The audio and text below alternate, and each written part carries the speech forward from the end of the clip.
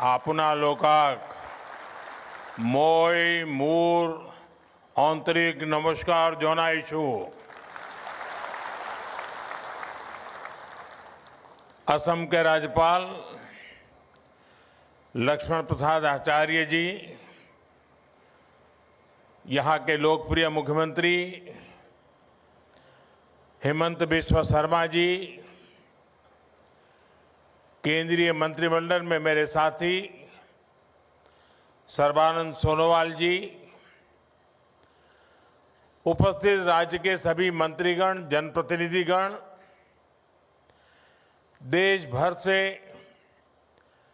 Technology के माध्यम से इस कार्यक्रम से जुड़े हमारे सभी अन्नदाता साथी, टी गार्डन में काम करने वाले मेरे भाई बहन, और मैं देख रहा हूं कि काफी सीनियर हमारे सभी मुख्यमंत्री जी भी आज हमारे साथ इस कार्यक्रम में देश के कोने कोने में से जुड़े हुए हैं।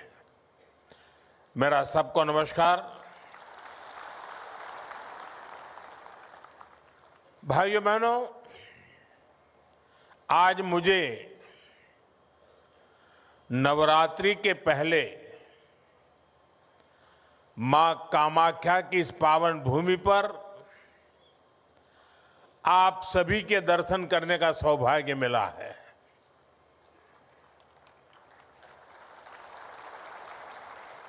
मां कामाख्या के आशीर्वाद से थोड़ी देर पहले यहां से 19,500 करोड़ रुपए के डेवलपमेंट प्रोजेक्ट्स का शिलान्यास और लोकार्पण हुआ है।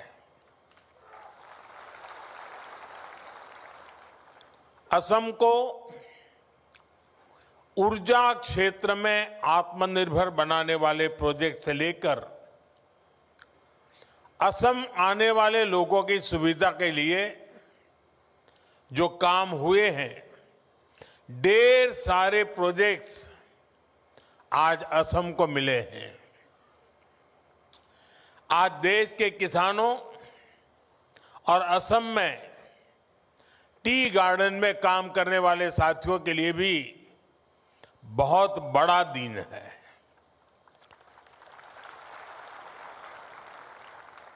कुछ क्षण पहले पूरे देश में पीएम किसान सम्मान निधि के तहत 18,000 करोड़ रुपए से अधिक की राशि हमारे करोड़ों अन्नदाताओं के खातों में भेजी गई है। इसके अलावा असम के चाय बागानों से जुड़े अनेक परिवारों को आज भूमि के पट्टे भी दिए गए हैं। मैं असम के लोगों को, यहां के सभी परिवारों को और देश भर के किसानों को बहुत बहुत बधाई देता हूं। साथियों, आज देश भर से किसान साथी मां कामाख्या की इस धरती से जुड़े हैं। थोड़ी देर पहले करोड़ों किसानों के खाते में पीएम किसान निधि जमा होने के मैसेज हर एक के मोबाइल में पहुंच चुके हैं। ये योजना वाकई अद्भुत है। एक क्लिक से करोड़ों किसानों के बैंक खाते में सीधे पैसा जमा होता है। दुनिया के विकसित देशों में भी ऐसा संभव नहीं है। और मुझे विदेश के मेहमान जब मिलते हैं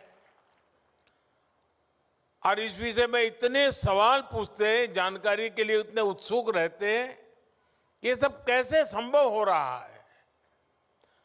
दुनिया के बड़े बड़े देश के बड़े बड़े नेताओं को भी ये बहुत अजूबा लगता है। और ये मेरे वही किसान भाई बहन हैं जिनमें से अधिकांश के पास 2014 से पहले न मोबाइल फोन था और न ही बैंक में उनका कोई खाता था। आज ऐसे करोड़ों किसानों के खाते में अब तक 4.25 लाख करोड़ रुपए से अधिक पैसे जमा हो चुका है।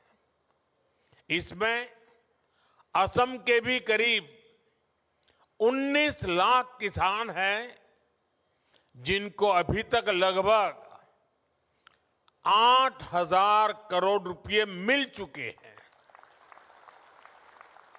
साथियों, मुझे याद है जब पीएम किसान सम्मान निधि योजना शुरू हुई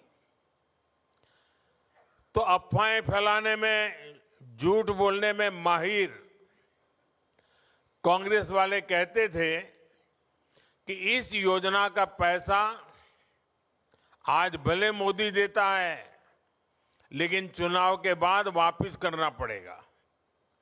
ये झूठ बोलने में ऐसे एक्सपर्ट है। लेकिन आज सम्मान निधि की ये योजना देश के छोटे किसानों के लिए सामाजिक सुरक्षा का एक माध्यम बन गई है। साथियों, बीजेपी एनडीए सरकार के लिए किसान हित से बड़ा और कुछ नहीं। जब किसानों को पैसे देने की बात आती थी, कांग्रेस वालों की सांस अटक जाती थी। मैं आपको एक और उदाहरण देता हूं। 2014 से पहले केंद्र में 10 साल तक कांग्रेस की सरकार थी। कांग्रेस सरकार के 10 साल में किसानों को एमएसपी के रूप में 6.5 लाख करोड़ रुपया मिले थे। 10 साल में 6.5 लाख करोड़। जबकि हमारी सरकार के 10 साल में किसानों को एमएसपी के रूप में 20 लाख करोड़ रुपए अधिक मिल चुके हैं। साथियों, बीते 11 वर्षों में देश के किसान के इर्द गिर्द बीजेपी एनडीए सरकार ने एक मजबूत सुरक्षा कवच बना है। एमएसपी हो, सस्ता ऋण हो, फसल बीमा हो, पीएम किसान सम्मान निधि हो, ये योजनाएं किसानों का बहुत बड़ा संबल बनी है। इतना ही नहीं, हमने इस बात का ध्यान रखा है कि अंतर्राष्ट्रीय स्तर पर संकट का असर खेती किसानी पर न पड़े। अब जैसे कोरोना और उसके बाद जो युद्ध हुए हैं, उसके कारण अंतर्राष्ट्रीय बाजार में खाद की कीमतें कई गुना बढ़ गई थी। विदेशी बाजारों में खाद मिलनी भी मुश्किल हो गई थी। लेकिन केंद्र सरकार ने इस संकट को रोकने के लिए भरपूर कोशिश की। यूरिया की जो बोरी अंतर्राष्ट्रीय बाजार में 3,000 रुपये में मिलती है, वही बोरी हमारी सरकार ने अपने किसानों को सिर्फ 300 रुपये में दी है।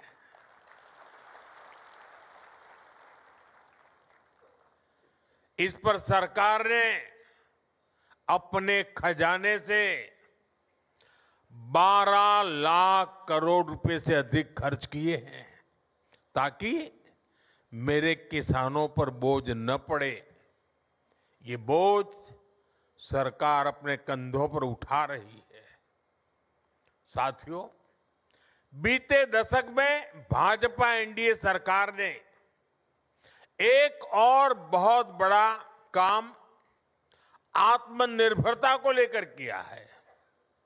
हमने कृषि को बाहरी संकटों से बचाने के लिए आत्मनिर्भरता को प्रोत्साहन दिया है।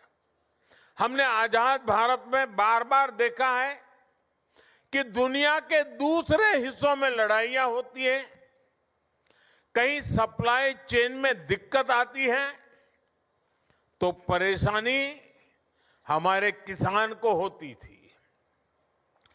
कभी खाद महंगी हो जाती थी, कभी डीजल और ऊर्जा की कीमत बढ़ जाती है, क्योंकि दशकों तक कांग्रेस पार्टी ने देश को दूसरे देशों पर निर्भर रखा। इससे खेती की लागत भी बढ़ जाती थी। साथियों, किसानों की खेती नई तकनीक से जुड़े, उन्हें सिंचाई के नए तरीकों से जोड़ा जाए और फसलों को भी लाभ मिले, इस मंशा से हमारी सरकार ने पर ड्रॉप मोर क्रॉप की नीति बनाई। ड्रिप और स्प्रिंकलर जैसी माइक्रो इरिगेशन टेक्निकों को किसानों तक पहुंचाया। इससे सिंचाई भी बेहतर हुई और लागत भी कम हो गई। आज सरकार आपके खेतों को सोलर पंप से जोड़ने के लिए काम कर रही है और हमारी कोशिश है कि डीजल पर आपका खर्च कम से कम हो। केंद्र ने जो कुसुम योजना बनाई है वो इसीलिए है। आज बहुत सारे किसान न सिर्फ सोलर पंप लगाकर सिंचाई कर रहे हैं, बल्कि उससे बिजली बनाकर पैसे भी कमा पा रहे हैं। और तो इसलिए मैं कहता हूं, अन्नदाता ऊर्जादाता बने। साथियों, हमारा निरंतर प्रयास है कि खाद और कीटनाशकों पर किसानों की निर्भरता भी कम हो। कांग्रेस की गलत नीतियों के कारण देश के 5 बड़े खाद कारखाने बंद हो गए थे। हमने उन खाद कारखानों को फिर से शुरू करवाया। साथ ही किसानों को नैनो यूरिया से जोड़ने के लिए भी कई काम किए। आज देश के किसान को इसका लाभ मिल रहा है। अब बीजेपी एनडीए सरकार देश के किसानों को प्राकृतिक खेती के लिए प्रोत्साहन दे रही है। किसान जब बहुत बड़े स्तर पर प्राकृतिक खेती को अपनाएंगे तो मिट्टी भी सुरक्षित रहेगी और हमारे अन्नदाता वैश्विक संकटों से भी सुरक्षित रहेंगे। साथियों, एक तरफ बीजेपी एनडीए सरकार किसानों को लेकर काम कर रही है, हम देश को आत्मनिर्भर बनाने में जुटे हैं। वहीं आज कांग्रेस ने एक बार फिर साबित कर दिया है कि वो किसी भी स्थिति में देश के प्रति ईमानदार नहीं है। आज युद्ध से बने संकटों के बीच भी कांग्रेस सिर्फ अफवाहें फैलाने और अपप्रचार करने में जुटी है। और मैं जरा कांग्रेस के साथियों से कहना चाहता हूं, एक काम करिए, लाल किले पर से 15 अगस्त को पंडित नेहरू जी ने जो भाषण दिए हैं, जरा भाषण सुनिए, आप सुनकर के हैरान हो जाओगे। लाल किले से 15 अगस्त को एक बार कह रहे हैं पंडित जी कि उत्तर कोरिया और दक्षिण कोरिया में लड़ाई चल रही है, इसलिए भारत में महंगाई बढ़ रही है। अब उत्तर कोरिया दक्षिण कोरिया कहां है और यहां पर महंगाई बढ़ने की बात नेहरू जी कह रहे थे। और आज कांग्रेस के लोग देश को गुमराह करने में लगे हैं। वैश्विक संकटों का प्रभाव क्या होता है, यह दुनिया देख रही है। साथियों, बीजेपी एनडीए की सरकार ने हमारी रिफाइनरीज के विकास के लिए, रिफाइनिंग कैपेसिटी के विस्तार के लिए काम किया है। आज भारत दुनिया का वो देश है जो अपनी ही नहीं बल्कि विश्व की ऊर्जा जरूरतों का भी ध्यान रख सकता है। यहां असम में जो हमारी रिफाइनरीज है, उनको भी बीते वर्षों में एक्सपांड किया गया है। असम सहित पूरे नॉर्थ ईस्ट में गैस पाइपलाइन इंफ्रास्ट्रक्चर पर अभूतपूर्व निवेश किया जा रहा है। नुमालीगढ़ सिलीगुड़ी पाइपलाइन के अपग्रेडेशन का काम भी पूरा हो चुका है और असम के गोलाघाट में दुनिया का पहला second generation bio ethanol plant भी स्थापित किया गया है। इन सारे प्रोजेक्ट्स का बहुत बड़ा फायदा इस पूरे क्षेत्र को होगा। साथियों, रेलवे की विदेशों पर निर्भरता कम हो, हमें विदेशों से कम तेल मंगाना पड़े, इसके लिए एक दशक में बहुत बड़ा काम हुआ है। पिछले 10 साल में आज देश का करीब करीब पूरा रेल नेटवर्क इलेक्ट्रिक रूट से जुड़ चुका है और जल्द ही हम 100% 100% इलेक्ट्रिफिकेशन का लक्ष्य भी पूरा कर रहे हैं। इस इलेक्ट्रिफिकेशन के कारण देश में करीब करीब 250 करोड़ लीटर डीजल की बचत हो रही है। असम में भी रेलवे नेटवर्क का तेजी से बिजलीकरण हो रहा है। आज भी यहां रेलवे के बिजलीकरण से जुड़े प्रोजेक्ट का लोकार्पण और शिलान्यास हुआ है। साथियों, असम देश में रिन्यूएबल एनर्जी से जुड़े संकल्पों की सिद्धि में भी बड़ी भूमिका निभा रहा है। Lower Kopili hydro power project से असम सहित पूरे नॉर्थ ईस्ट को फायदा होगा और सबसे बड़ी बात, जो ये हजारों करोड़ रुपए की परियोजनाएं असम में शुरू हुई है, वो असम के युवाओं के लिए रोजगार के नए मौके बना रही है, असम की समृद्धि बढ़ा रही है। साथियों, बीजेपी एनडीए की डबल इंजन सरकार की पहचान संवेदनशीलता से है, सुशासन से है। देश के हर क्षेत्र, हर वर्ग का विकास, ये हमारी प्राथमिकता है। इसी भाव के साथ आज असम के टी गार्डन में काम करने वाले साथियों के लिए बहुत बड़ी पहल हुई है। जिनकी मेहनत से असम की वैश्विक पहचान को बल मिला, जिनकी उगाई चाय की खुशबू दुनिया भर में भारत की पहचान बनी, आज उन साथियों को बीजेपी एनडीए सरकार सम्मान भी दे रही है और सहायता भी दे रही है।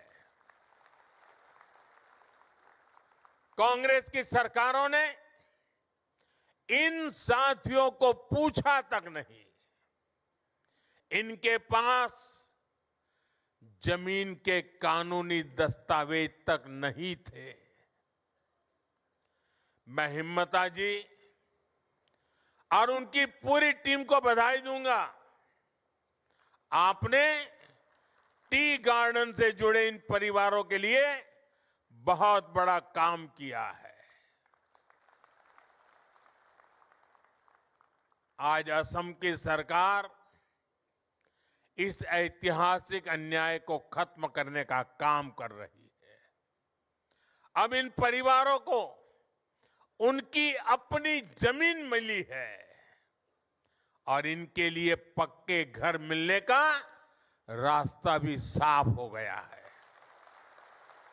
इससे टी गार्डन में रहने वाली बहनों को विशेष रूप से बहुत फायदा होगा।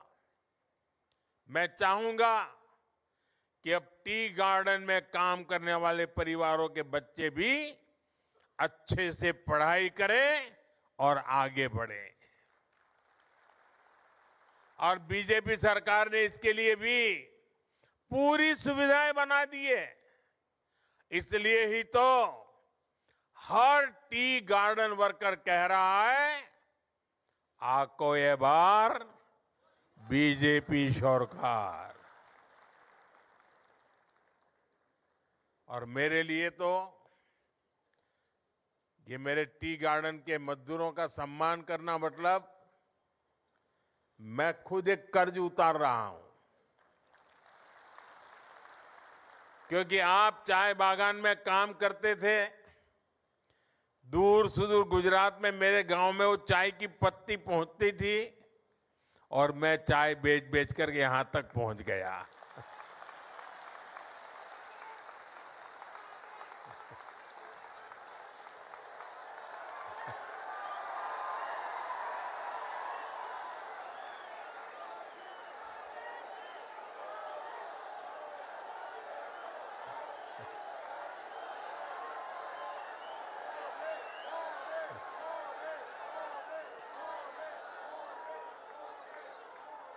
अब मुझे बताइए, ये टी गार्डन वालों के आशीर्वाद नहीं होते तो मैं यहां पहुंचता क्या? ये टी गार्डन वालों की टी मेरे यहां पहुंची और मैं आज आपके बीच पहुंचा। और देखिए मां कामाख्या की कैसी कृपा है कि मुझे आज मेरे टी गार्डन के भाइयों का कर्ज उतारने का मौका मां कामाख्या देवी ने मुझे दिया।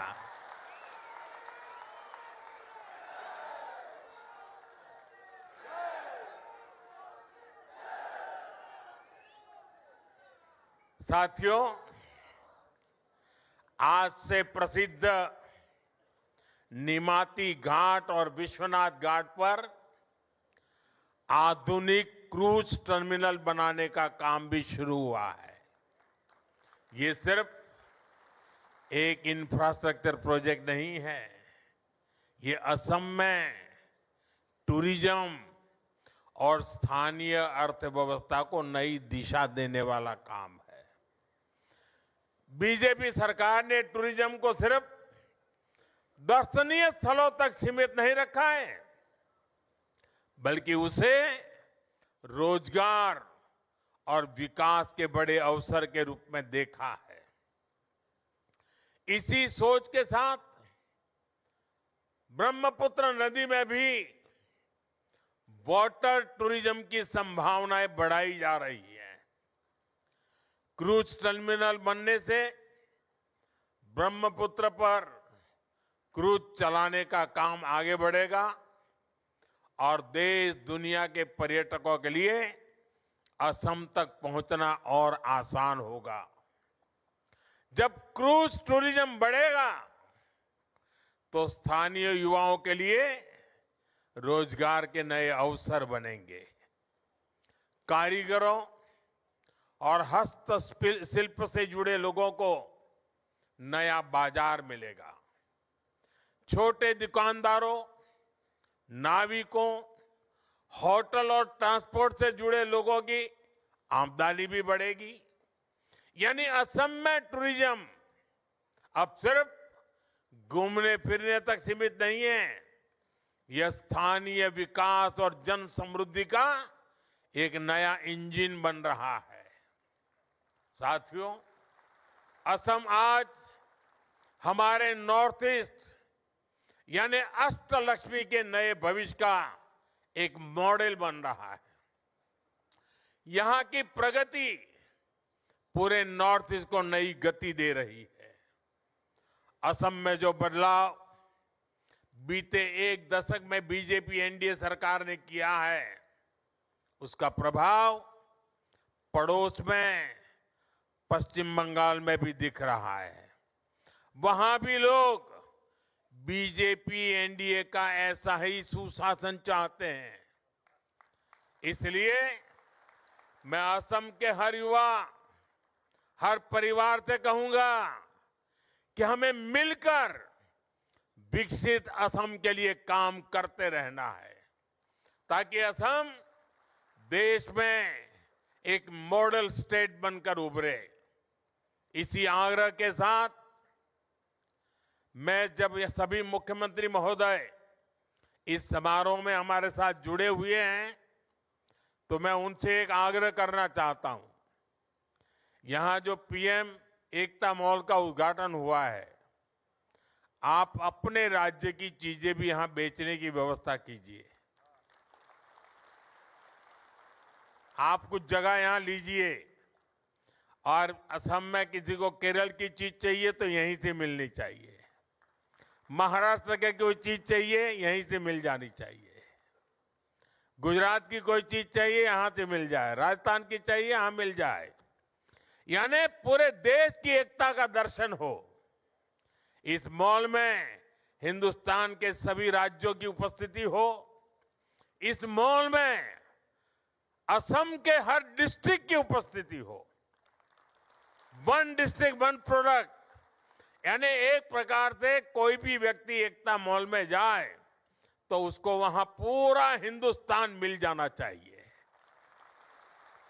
और मुझे विश्वास है कि असम की धरती से पूरे देश को एक मॉडल मिलेगा और सफलतापूर्वक देश के हर राज्य में एकता मॉल तैयार हो जाएंगे। आप सबको फिर से एक बार विकास की परियोजनाओं की बहुत बहुत शुभकामनाएं देता हूं। देश भर से जो किसान साथी हमारे साथ जुड़ रहे हैं, मैं उनका भी फिर से बहुत बहुत आभार व्यक्त करता हूं। और मैं मां कामाख्या से प्रार्थना करता हूं कि कुछ ही दिनों के बाद जब नवरात्रि का प्रारंभ हो रहा है, मां कामाख्या की कृपा सभी देशवासियों पर बनी रहे और हम सारे संकटों को पार करते हुए नए विश्वास, नए सामर्थ्य के साथ आगे बढ़े। मेरी बहुत बहुत शुभकामनाएं। भारत माता की, भारत माता की, भारत माता की। वंदे वंदे वंदे वंदे वंदे वंदे वंदे वंदे।